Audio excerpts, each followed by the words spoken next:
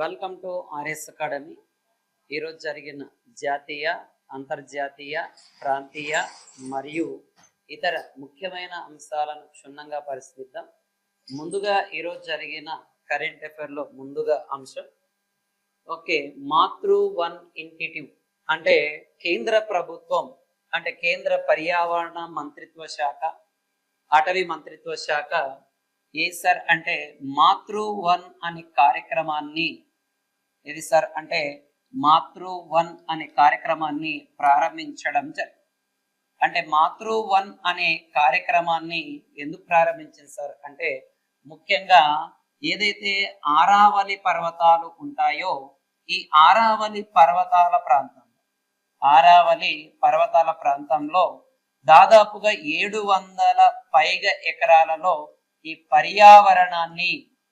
పర్యావరణమును అభివృద్ధి పరచడం జరిగింది.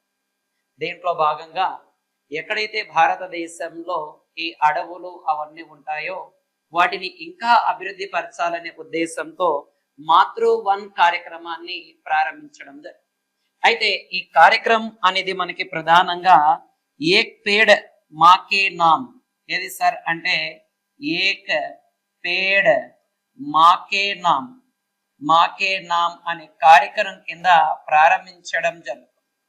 అంటే ముఖ్యంగా భారతదేశంలో ఏవైతే అడవులు ఉన్నాయో వాటిని అభివృద్ధి చేర్చాలి అనే ఉద్దేశం. అయితే మన భారతదేశంలో అత్యధిక అడవులున్న రాష్ట్రం ఏది సార్ అంటే మధ్యప్రదేశ్ అనే రాష్ట్రం. భారతదేశంలో అత్యధిక అడవులున్న రాష్ట్రం ఏది సార్ అంటే మధ్యప్రదేశ్. అయితే కేంద్ర ప్రభుత్వ చట్టాల ప్రకారం లేదా అటవీ సంరక్షణ చట్టాల ప్రకారం భారతదేశంలో దాదాపుగా 33% అనేది అడవులు అనేది ఉండాలి. అయితే భారతదేశంలో మొదటి జాతీయ అటవీ విధానం అనేది ఎప్పుడు చేశారు సార్ అంటే 1952లో జాతీయ అటవీ విధానం అనే చట్టాన్ని చేశారు. అడవుల సంరక్షణ కోసం దానికోసం ఇచ్చేయడం జరుగుతుంది. అయితే నేటి ప్రశ్న ఏది సార్ అంటే కేంద్ర పర్యావరణ శాఖ మంత్రి ఎవరు? కింద కామెంట్ రూపంలో తెలియజేయండి అన్న. కేంద్ర పర్యావరణ మంత్రిత్వ శాఖ ఎవరు ప్రజెంట్ పనిచేస్తూ ఉన్నారో కింద కామెంట్ రూపంలో తెలియజేయండి. నెక్స్ట్ క్వశ్చన్కి వెళ్ళిపోదన్న. కొప్పెలి రివర్ కి సంబంధించి మన క్వశ్చన్ రావడం ఏది సార్ అంటే కొప్పిలి. చాలా ఇంపార్టెంట్ అయినది నాన్న మనకి. ఇది ప్రధానంగా ఈ కొప్పిలి అనే రివర్ అనేది ముఖ్యంగా అస్సాం మరియు మేఘాలయ రాష్ట్రంలో ప్రయాణిస్తుంది. ఏది సార్ అంటే అస్సాం మరియు మేఘాలయ రాష్ట్రంలో ఏది సార్ అంటే ఈ కొప్పిలి అనే నది అనేది ప్రయాణించడం జరుగుతుంది. ఇక్కడ చూడండి అన్న, ఇలాగ మనకి కొప్పిలి అనే నది ప్రవేశం. ఇది ఏది సార్ అంటే మనకి బ్రహ్మపుత్ర నది యొక్క ఉపనది. ఏది సార్ అంటే బ్రహ్మపుత్ర నది యొక్క ఉపనది. ఈ బ్రహ్మపుత్ర యొక్క ఉపనది అయిన దీనిపైన ఏం చేస్తున్నారు సార్ అంటే నేషనల్ వాటర్ వే అనే దాన్ని నిర్మించడం జరుగుతుంది. అయితే దీని యొక్క నేషనల్ వాటర్ వే 57 అనేది దీనిపైన ఇచ్చేయడం జరిగినది. దీనిపైన కొప్పిలి రివర్ పైన ఏది సార్ అంటే నేషనల్ వాటర్ వే 57. అంటే ఇక్కడ పర్యాటకాన్ని అభివృద్ధి పరచడంతో పాటు ఈ ప్రాంతంలో ముఖ్యంగా లాజిస్టిక్ వస్తువుల రవాణా కోసం దీనిని ఏం చేశారు సార్ అంటే ఈ కొప్పిలి రివర్ పైన బ్రహ్మపుత్ర నది యొక్క ఉపనది పైన నేషనల్ వాటర్ వే 57 అనే దాన్ని ఇచ్చేసారు. అయితే ఈ బ్రహ్మపుత్ర నది పైన కూడా మనకి నేషనల్ వాటర్ వే 2 అనేది ఉండడం జరుగుతుంది. నేషనల్ వాటర్ వే 2 అనేది మనకి ఈ బ్రహ్మపుత్ర నది పైన ఉండడం జరుగుతుంది. మనకి అస్సాంలో ఉంటుంది. ఈ నేషనల్ వాటర్ వే 2 అనేది ఎక్కడ ఉంటుంది సార్ అంటే అస్సాం అనే రాష్ట్రంలో ఉండడం జరుగుతుంది మనకి ఇది. అయితే ఈ కొప్పిలి రివర్ యొక్క మొత్తం పొడవు ఎంత సార్ అంటే దాదాపుగా 258 కిలోమీటర్ల పొడవు అనేది ఉండడం జరుగుతుంది. అదే బ్రహ్మపుత్ర నది యొక్క పొడవు 2900 కిలోమీటర్లు అనేది ఈ బ్రహ్మపుత్ర నది ఉండడం జరుగుతుంది. దాంతో పాటు ఇదే బ్రహ్మపుత్ర రివర్ కు సంబంధించి మనం ఇటీవల ఒక కరెంట్ అఫైర్ లో చూసాం. అంటే ఏది సార్ అంటే చైనా అనే దేశం ఏదైతే ఉంటుందో ఈ చైనా దేశం ఏదైతే ఉంటుందో ఈ చైనా దేశం బ్రహ్మపుత్ర నది పైన డ్యామ్ ను నిర్వహించడం ఏర్పాటు చేస్తుంది. ఇది గిన పూర్తవుతే ప్రపంచంలోనే అతిపెద్ద డ్యామ్ గా మారుతుందని కూడా మనం గత కరెంట్ అఫైర్ లో చూడడం జరిగింది. అండ్ ఈ బ్రహ్మపుత్ర నది చూసుకుంటే మనకి ఒక్కొక్క ప్రాంతంలో ఒక్కొక్క పేరుతో పిలుస్తారని కూడా చూసాం. తాంగ్స్పో అని, జాంగ్బో అని, దాని ద్వారా రెడ్ రివర్ అని, సైడాంగ్ అని, బ్రహ్మపుత్ర రివర్ అని, జమున అని ఇలాగా రకరకాల పేరుతో కూడా పిలుస్తుందని కూడా చూసాం. కాబట్టి కొంచెం జాగ్రత్త చూడండి అన్న, ఎగ్జామ్ పాయింట్ ఆఫ్ వ్యూ లో ఖచ్చితంగా అడగడానికి ఛాన్సెస్ ఉంది. ఈ బ్రహ్మపుత్ర నది పైనే మనకి ఒక నది ఆధారిత దీవి కూడా ఉందని కూడా చెప్పాం, దాని పేరే మసోలి. ఓకే, నెక్స్ట్ కరెంట్ టాపిక్ వెళ్ళిపోదన్న. ఈ రోజు ఆర్య సమాజ్ మ్యారేజెస్ చాలా చాలా ఇంపార్టెంట్ అయినది. దీనికి సంబంధించి ఈ ఆర్య సమాజ్ మ్యారేజెస్ పైన ఏదైతే ఉత్తరప్రదేశ్ హైకోర్టు ఉంటుందో అలహాబాద్, ఏది సార్ అంటే అలహాబాద్ హైకోర్టు అనేది ఉత్తర్వులు జారీ చేయడం జరుగుతుంది. ఏమని ఉత్తర్వులు జారీ చేసింది సార్ అంటే ఏదైతే ఆర్య సమాజ్ మ్యారేజెస్ ఉంటాయో ఆర్య సమాజ్ మ్యారేజ్ అనేవి కుల నిర్ధారణ ఈ ఆర్య సమాజ్ మ్యారేజ్ అనేవి ఎలాంటి వయస్సు నిర్ధారణ చేయకుండా మ్యారేజ్ అనేవి జరుగుతూ ఉన్నాయి. ఓకే, ఎలాంటి వయస్సు ఇది లేకుండా నిర్ధారణ లేకుండా మ్యారేజ్ జరుగుతూ ఉన్నాయి. దాంతో పాటు చాలా రకాల వివాదాలలో ఈ ఆర్య సమాజ్ మ్యారేజెస్ అనేవి ఉన్నాయి అని అలహాబాద్ హైకోర్టు అనేది దీనికి సంబంధించి ఒక ఉత్తర్వులను కూడా జారీ చేయడం జరుగుతుంది మనకి ఇది. అయితే ఆర్య సమాజమును ఈ దయానంద సరస్వతి 1875వ సంవత్సరంలో ఈ ఆర్య సమాజ్ అనే దాన్ని ఏర్పాటు చేయడం జరుగుతుంది మనకి ఇది. అండ్ దాని తర్వాత ఈ ఆర్య సమాజ్ యొక్క మ్యారేజ్ ధృవీకరణ చట్టం, ఆర్య సమాజ్ మ్యారేజ్ యాక్ట్ అనేది 1937 లో చేయడం జరిగింది. ఏది సార్ అంటే ఆర్య సమాజ్ మ్యారేజ్ యాక్ట్ అనేవి 1932లో చేయడం జరిగింది. అండ్ దాని తర్వాత మన హిందూ వివాహ చట్టం అనేది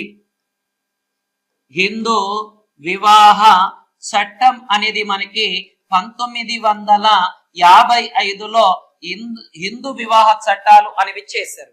ముఖ్యంగా హిందూ వివాహ చట్టాలు అనగా మనకి ప్రధానంగా ఇది హిందువులతో పాటు జైనిజం అండ్ బుద్ధిజం అండ్ ఇలాంటి మతాలన్నీ కూడా దీంట్లో భాగంగా చేరుతాయని కూడా చెప్పింది. అండ్ నెక్స్ట్ వన్, ఈ యొక్క ఆర్య సమాజంను స్థాపించిన వ్యక్తి ఎవరు సార్ అంటే దయానంద సరస్వతి. ఎవరు సార్ అంటే దయానంద సరస్వతి గారు దీనిని ఏర్పాటు చేయడం జరిగింది. ఎవరు ఏర్పాటు చేశారు సార్ అంటే దయానంద సరస్వతి గారు దీనిని ఏర్పాటు చేయడం జరుగుతుంది మనకి ఇది. ఓకే, నెక్స్ట్ కరెంట్ అఫైర్కి వెళ్ళిపోదన్న. ఏది సార్ అంటే prime minister national dialysis programme, చాలా చాలా ఇంపార్టెంట్ అయినది. ప్రధానమంత్రి డయాలసిస్ కార్యక్రమం అనేది. ఈ ప్రధానమంత్రి డయాలసిస్ కార్యక్రమం ఏంటి సార్ అంటే ఎవరైతే ఈ మూత్రపిండ వ్యాధులతో బాధపడుతున్న వారి కోసం, మూత్రపిండాల వ్యాధితో బాధపడుతున్న వారి కోసం ఈ యొక్క డయాలసిస్ ప్రోగ్రామ్ అనేది వారికి చేరువ చేయడం జరిగింది కేంద్ర ప్రభుత్వం. అంటే ముఖ్యంగా ఈ డయాలసిస్ అనేది మన కిడ్నీ లేదా మూత్రపిండాలకు సంబంధించిన వ్యాధి. దాదాపుగా మనకి భారతదేశంలో దాదాపుగా 1446 డయాలసిస్ సెంటర్ అండ్ హోమోడయాలసిస్ మిషన్స్ అనేవి దాదాపు 9862. అండ్ దాని తర్వాత చూసుకుంటే number of activities dialysis service అనేవి 22.18. నెంబర్ ఆఫ్ హోమోడయాలసిస్ సెషన్ హెల్డ్ అనేది 254.44 లక్షల ఇచ్చేయడం జరిగింది. అంటే ముఖ్యంగా మూత్రపిండ వ్యాధులతో చాలా మంది బాధపడడం జరుగుతుంది. దానికి సంబంధించి కేంద్ర ప్రభుత్వం దీనిని ప్రారంభించడం జరుగుతుంది. ముఖ్యంగా ఈ ప్రధానమంత్రి డయాలసిస్ కార్యక్రమాన్ని 2016వ సంవత్సరంలో కేంద్ర ప్రభుత్వం 2016-17 బడ్జెట్ లో భాగంగా దీన్ని ప్రవేశపెట్టడం జరిగింది. 2016-17 బడ్జెట్ లో భాగంగా ప్రవేశపెట్టడం జరిగింది. అయితే దాదాపుగా ఇది ప్రెసెంట్ 36 స్టేట్స్ అండ్ యూనియన్ టెరిటరీలో ఈ ప్రధానమంత్రి డయాలసిస్ ప్రోగ్రామ్ అనేది కంటిన్యూ అవుతుంది. దాదాపుగా 751 జిల్లాలలో ఈ కార్యక్రమం అనేది అమలు అవ్వడం జరుగుతుంది. అండ్ ముఖ్యంగా ఈ డయాలసిస్ అనేది మూత్రపిండాలకు సంబంధించి స్టడీ ఆఫ్ కిడ్నీ లేదా మూత్రపిండాల అధ్యయనాన్ని ఏమంటాం సార్ అంటే మనము నెఫ్రాలజీ అనే పేరుతో కూడా పిలుస్తాం. ఇవి మానవ శరీరంలో 2 ఉండడం జరుగుతుంది. ఇవి చిక్కుడు గింజ ఆకారం ఏదైతే ఉంటుందో ఈ చిక్కుడు గింజ ఆకారం మాదిరిగా ఇది మనకి ఉండడం జరుగుతుంది. ఏది సార్ అంటే ఈ కిడ్నీకి సంబంధించిన ఇది. కాబట్టి చాలా చాలా ఇంపార్టెంట్ అయినది చూడండి అన్న. ఈ కిడ్నీకి సంబంధించినది మనకి ఎగ్జామ్ పాయింట్ ఆఫ్ వ్యూ లో వాడడం ఎగ్జామ్ పాయింట్ ఆఫ్ లో అడుగుతున్నాడు.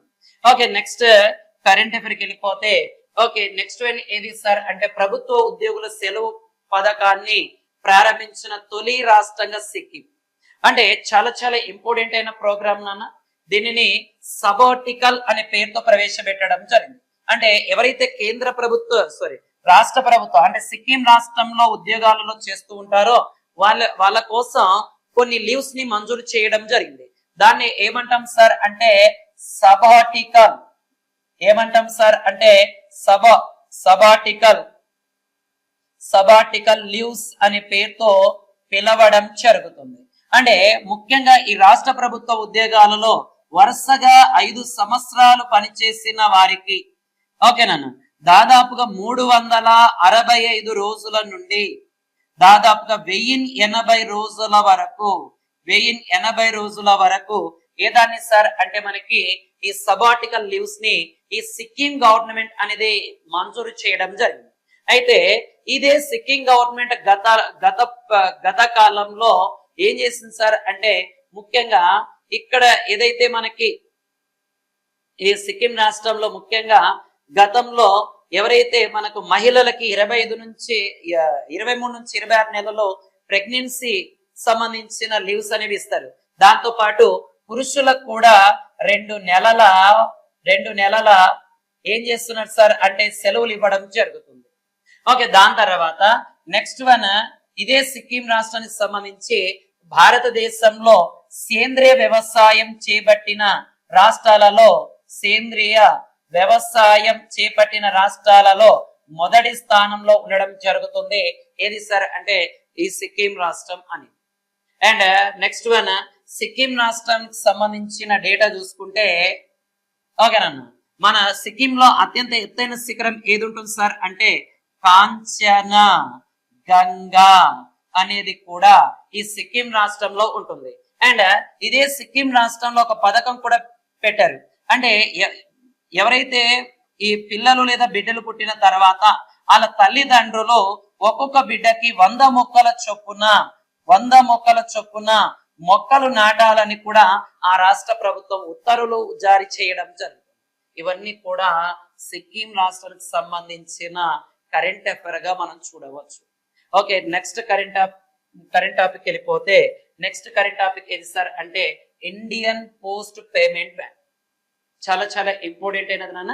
ఇండియన్ పోస్ట్ పేమెంట్ బ్యాంక్ అనేది ఇది ఇండియన్ పోస్ట్ పేమెంట్ బ్యాంక్ కొత్తగా ఏం తీసుకొచ్చింది సార్ అంటే ఎవరైతే దివ్యాంగులు ఉంటారో వారి కోసం ఫేస్ ఏది సార్ అంటే ఫేస్ ఐడెంటిఫై అథరైజేషన్ ని ఇంట్రడ్యూస్ చేయడం జరిగింది. అంటే ఇది ఆన్లైన్ ఏఐ టెక్నాలజీని ఇంట్రడ్యూస్ చేసి వాళ్ళకి అన్ని రకాల సౌకర్యాలు కల్పించాలనే ఉద్దేశంతో అంటే ఇటీవల తంబు వేయడము ఇవన్నీ కూడా ఏమవుతుంది సార్ అంటే చాలా కష్టంగా అవడం జరుగుతుంది. అందువలన ఫేస్ రికగ్నింగ్ లేదా అథెంటిఫికేషన్ ద్వారా ఈ ఇండియన్ పోస్ట్ పేమెంట్ బ్యాంక్ ని తీసుకురావడం జరిగింది కొత్తగా ఇది నన్ను. అయితే దాదాపుగా చూసుకుంటే మనకి ఇండియన్ పోస్ట్ పేమెంట్ బ్యాంక్ సంబంధించి ఈ పథకాన్ని 2018 సెప్టెంబర్ 1వ తారీఖున దీన్ని ఇంట్రడ్యూస్ చేయడం జరుగుతుంది మనకి ఇది. అయితే భారతదేశంలో దాదాపుగా ఈ ఇండియన్ పోస్ట్ ఆఫీస్ లో అనేవి చూసుకుంటే 1,65,000 పోస్ట్ ఆఫీసులు అనేవి ఉండడం జరుగుతుంది. మనకి దాదాపుగా 3 లక్షల మంది ఈ పోస్టల్ డిపార్ట్మెంట్ లో ఉద్యోగులుగా పనిచేయడం జరుగుతుంది. మనకి ఇది దాదాపుగా 13 భాషలలో ఈ పోస్ట్ ఆఫీస్ అనేది సేవలు అనేది అందించడం జరుగుతుంది. దాదాపుగా 5.57 గ్రామాలు మరియు పట్టణాలలో ఏది సార్ అంటే దాదాపుగా 11 కోట్ల మంది వినియోగదారులు ఏది సార్ అంటే ఇండియన్ పోస్ట్ ఆఫీస్ ని యూజ్ చేయడం జరిగింది. అంటే ఇది కొత్తగా ఏం తీసుకొచ్చింది సార్ అంటే ఫేస్ రికగ్నిషన్ ద్వారా అది తీసుకునే ఈ పేమెంట్ సంబంధించి డీటెయిల్స్ తీసుకోవడానికి దీన్ని తీసుకురావడం జరిగింది ఇండియన్ పోస్ట్ పేమెంట్ లో.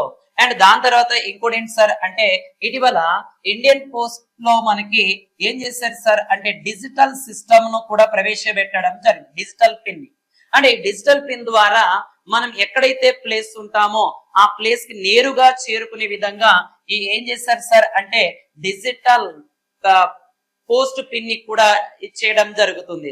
ఇప్పుడు ఎలాగైతే మనకి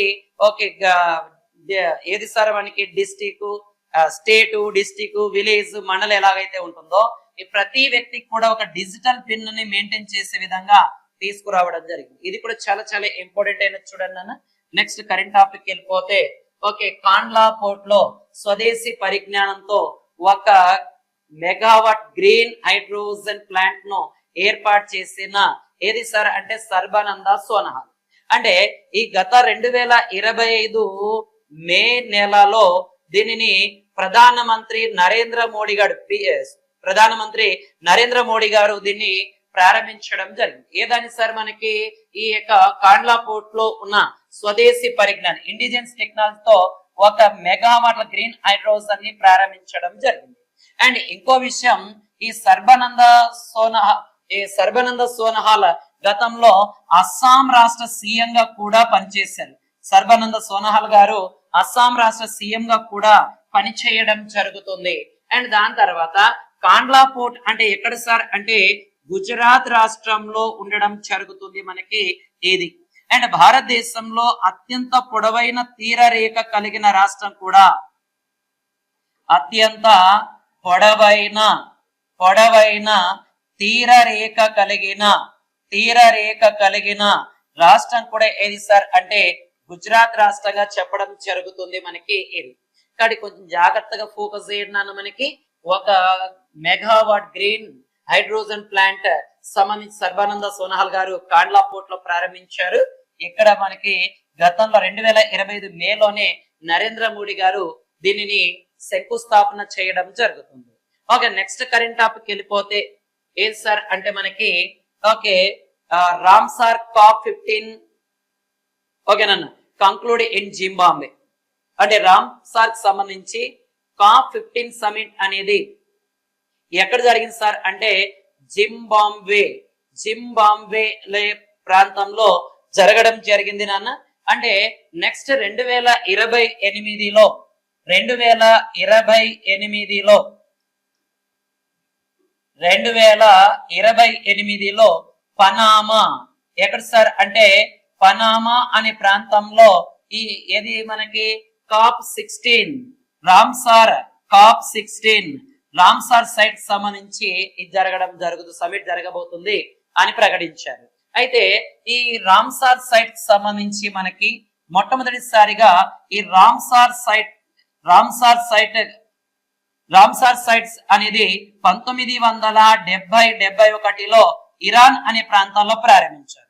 అయితే ఈ ప్రపంచ వ్యాప్తంగా తడి నేలలు, పొడి నేలలను కాపాడడం కోసం 1975 నుంచి ఈ రామ్సార్ సైట్ ను ప్రకటిస్తూ వస్తున్నారు. అలాగా భారతదేశంలో మొట్టమొదటిసారిగా 1981లో మొట్టమొదటి రామ్సార్ సైట్ ని సిల్కా సరస్సును ప్రకటించారు. అండ్ దాని తర్వాత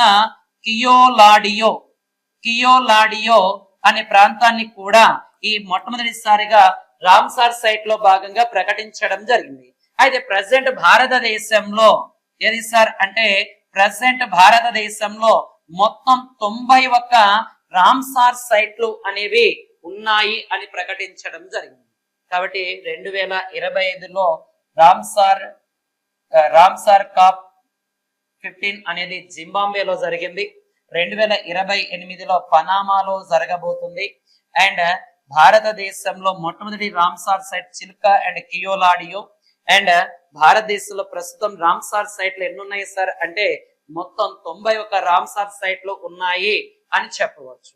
ఓకే, నెక్స్ట్ కరెంట్ టాపిక్ వెళ్ళిపోతే బ్లూ బర్డ్ కమ్యూనికేషన్ శాటిలైట్ అనేది చాలా చాలా ఇంపార్టెంట్ నాన్న. ఇది మనకి ఇస్రో అనేది దాదాపుగా 3 నుంచి 4 నెలల తర్వాత ప్రయోగించబోయే శాటిలైట్ అనేది. ఎక్కడి నుంచి ప్రయోగించబోతున్నారు సార్ అంటే మనకి ఇది ఓకే ఇస్రో శ్రీహరికోట నుంచి దీన్ని ప్రయోగించబోతున్నారు మనకి. అదే శ్రీ సతీష్ ధావన్ స్పేస్ సెంటర్ నుంచి దీన్ని ప్రయోగించడం జరుగుతుంది మనకి. ఏదాన్ని సార్ అంటే ఈ బ్లూ బర్డ్. ఓకేనా, బ్లూ బర్డ్ కమ్యూనికేషన్. ఇది ఏంటి సార్ అంటే smart phones to work in space అంటే మొబైల్ ఆధారంగా దీనిని ఇచ్చేయడం జరుగుతుంది నాన్న మనకి. దీనిని ఏ రాకెట్ ద్వారా ప్రయోగించనున్నారు సార్ అంటే జిఎస్ఎల్వి MK3 అని పిలిచే LVM3 ను ఉపయోగించి దాదాపుగా ఒక 3 నుంచి 4 నెలల తర్వాత దీన్ని ప్రయోగించడం జరుగుతుంది. అంటే మొబైల్ ఫోన్ ఆధారంగా ఏం సార్ అంటే మనకు మొత్తం కూడా ఈ భూమి పైన వాటిని ఏం చేస్తారు సార్ అంటే స్కానింగ్ చేయడం జరుగుతుంది. Smart phone to work in space అంటే మొబైల్ ఫోన్ బేస్ చేసుకొని వర్క్ చేసే విధంగా ఈ ఇస్రో అనేది బ్లూ బర్డ్ కమ్యూనికేషన్ శాటిలైట్ ని ప్రయోగించబోతుంది. దానికోసం వాడే రాకెట్ పేరు జిఎస్ఎల్వి MK3 LVM3 అని కూడా దీన్ని పిలవడం జరుగుతుంది మనకి. ఓకే, దాని తర్వాత ఈ ఇస్రో సంబంధించిన చూసుకుంటే ఇస్రోను 1969లో ఓకేనన్న ఆగస్టు 15వ తారీఖున ఓకే బెంగళూరు కేంద్రంగా ఏర్పాటు చేశారు. అంటే ఇక్కడ నుంచి మొత్తం కూడా రీసెర్చ్ చేస్తూ ఉంటారు. ఓకే, దాని తర్వాత మనకి ఈ ఇస్రోలో అత్యధిక కాలం పనిచేసిన సతీష్ ధావన్ పేరుని ఈ శ్రీహరికోట హై ఆల్టిట్యూడ్ రేంజ్ అనే దాని పేరు పెట్టడం జరిగింది. కానీ కొంచెం జాగ్రత్త చూడండి అన్న, ఎగ్జామ్ పాయింట్ ఆఫ్ లో అడగడం ఛాన్సెస్ ఉండడం జరుగుతుంది. అంటే స్మార్ట్ ఫోన్ ని బేస్ చేసుకొని ఈ అంతరిక్షంలో పనిచేసే విధంగా ఈ బ్లూ బర్డ్ కమ్యూనికేషన్ శాటిలైట్ ని ప్రయోగించబోతుంది భారతదేశం. ఓకే, నెక్స్ట్ కరెంట్ టాపిక్ వెళ్ళిపోతే ఓకేనన్న ఏజెంటిక్ ఏఐతో 1.8 కోట్ల ఉద్యోగాలు గల్లంతవుతాయని ఒక నివేదిక ఇవ్వడం జరుగుతుంది. ఏ నివేదిక సార్ అంటే సర్వీస్ నౌ అనే నివేదిక ప్రకారం రిపోర్ట్ ఏదైతే ఉంటుందో దాని ప్రకారం 2030 నాటికి ఓకేనన్న దాదాపుగా 1.8 కోట్ల ఉద్యోగాలకు ముప్పు పొంచి ఉంది అని చెప్పడం జరుగుతుంది మనకి. ఇది అంటే కొత్తగా ఏఐ టెక్నాలజీ, రోబోటిక్ టెక్నాలజీ ఇలాంటి రకరకాలు రావడం వలన చాలా మంది త్వరలో ఉద్యోగాలు కోల్పోతారు అని ఒక రిపోర్ట్ అనేది రావడం జరిగింది. ఓకే, ఇటీవల ఓకేనా అపాయింట్ అయిన పర్సన్స్ అంటే కొత్తగా నియామకాలు ఏవి సార్ అంటే కొత్తగా నియామకాలు ఏమేమి ఉన్నాయి ఒకసారి చూద్దాం. నన్ను 47వ vice chief of naval staff గా వైస్ అడ్మిరల్ సంజయ్ వాస్తవ బాధ్యతలు స్వీకరించారు. Indian farmer fertiliser cooperative limited కి కొత్త మేనేజింగ్ డైరెక్టర్ కేజే పటేల్ నియమితులు అవ్వడం జరిగింది. అండ్ కంట్రోలర్ పర్సనల్ సర్వీస్ గా vice admiral C R Praveen Nair appoint అయ్యారు. And west naval commander flag officer గా commanding in chief vice admiral Krishna Swaminathan appoint అవ్వడం జరిగింది. అండ్ వైస్ చీఫ్ గా లెఫ్టినెంట్ జనరల్ పుష్పేందర్ సింగ్ గారు ఏది సార్ అంటే అపాయింట్ అవ్వడం జరిగింది. అంటే ఆర్మీ వైస్ చీఫ్ గా లెఫ్టినెంట్ జనరల్ పుష్పేందర్ సింగ్ గారు నియమితులు అవ్వడం జరిగింది. ఇదేంటి సార్ అంటే ఈ అపాయింట్ అయిన నిన్న మొన్న అపాయింట్ అయిన పర్సన్ సంబంధించి ఓకే, మళ్ళీ చెప్తున్నా చూడండి నాన్న, మనకి ఖచ్చితంగా దీనికి సంబంధించిన పీడిఎఫ్ ని రూపంలో కూడా మేము అందించబోతున్నాం. ఓకే, ఎవరైనా పీడిఎఫ్ రూపంలో కావాలి అంటే ఆర్ఎస్ అకాడమీ కర్నూల్ అని ఈ టెలిగ్రామ్ గ్రూప్ లో జాయిన్ అవ్వండి. ఈ వీడియోతో పాటు మీకు ఈ కరెంట్ అఫైర్స్ సంబంధించిన డేటా కూడా మీకు అందించడం జరుగుతుంది. ఆర్ఎస్ అకాడమీ కర్నూల్, మీ స్వామి సార్. జై హింద్.